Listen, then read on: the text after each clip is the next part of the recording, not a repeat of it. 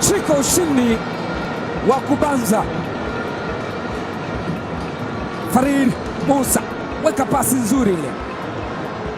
Shwaboy anaichopa kumtafuta Faisal. Festo!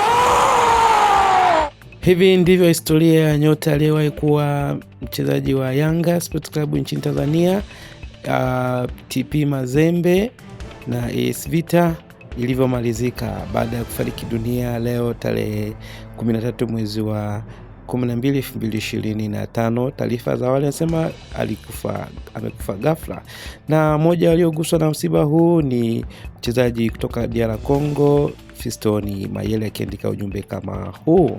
Hii ni sehemu ya mazungumzo ambayo Chiko Ushindi alizungumza kwa habari ya wachezaji anaopenda akicheza pale Yanga na akitumikia klabu ya Yanga kupitia mazungumzo maalum kama haya. Unaionaje Yanga?